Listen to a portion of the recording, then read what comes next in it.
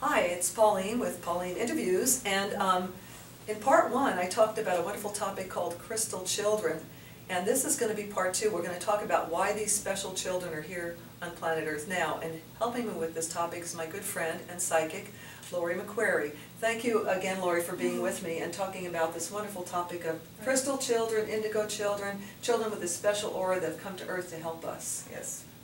Well, you know, I don't think we've been doing a very good job on the Earth plane for the last 200 or 300 or more years. So I think they have visited before this, but now there is such a clamoring because people really want something to grasp and hang on to as a belief system.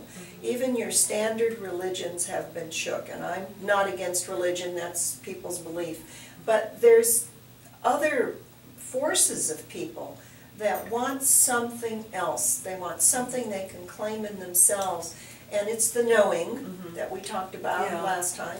People want to be able to discern things in an easier, better way that is separate from yo-ho over here preaching this should be this way and somebody else. They want it for themselves. These children come in and show them that.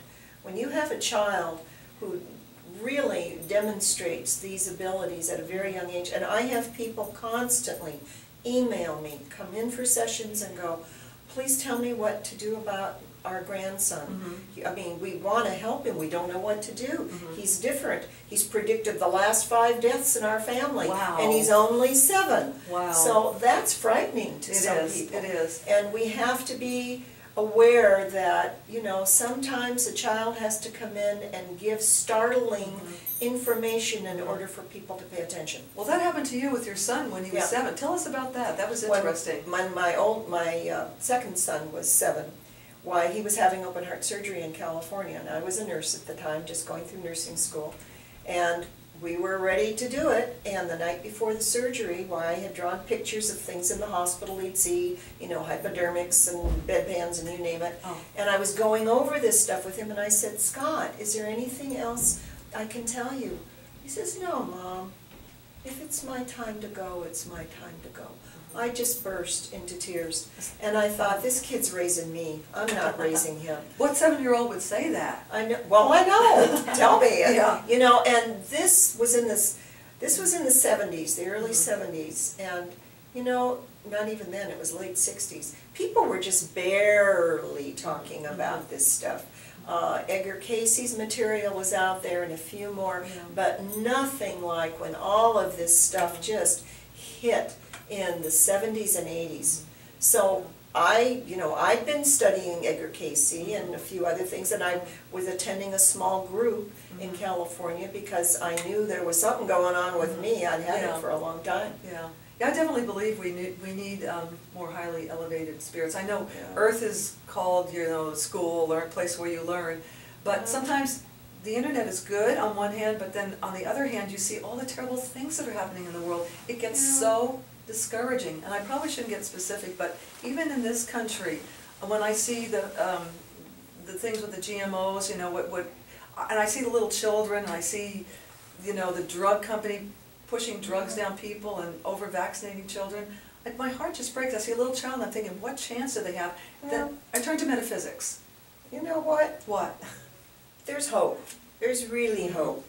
I think this generation of kids now in their 20s, I have a granddaughter who is this way, very, very solid, and they have taken the peace people, you know, the hippie kind of folk, and they have polished it.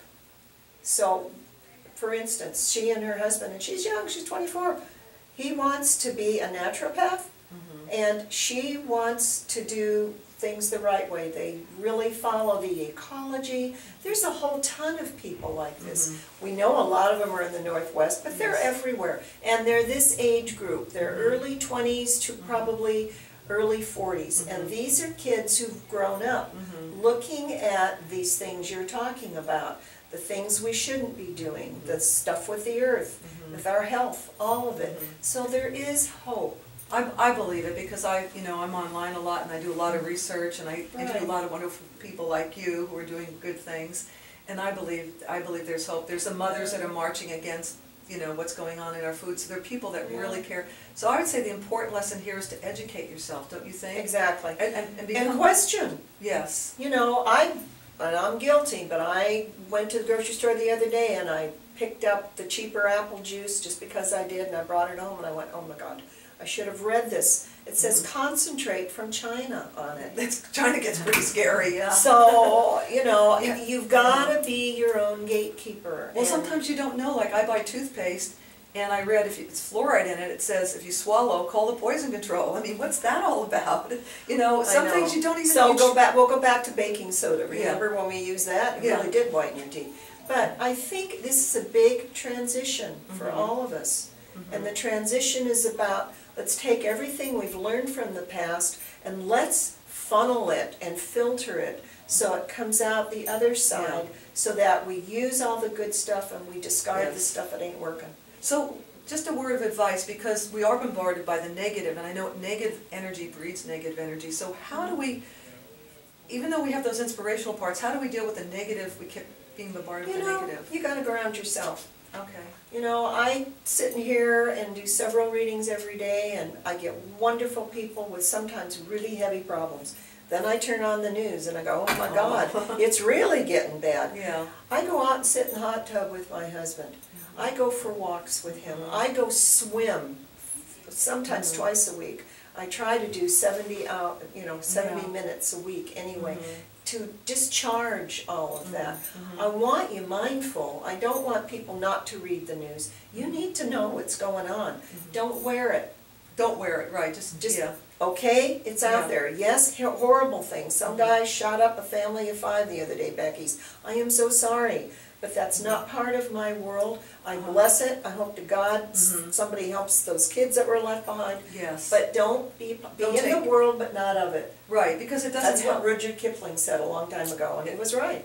It's good, like I say, to be informed, but you don't help anybody by taking on that heavy negative energy. No, you don't. So do you think more and more of these more highly evolved, will be coming to help us? Yeah. Exactly.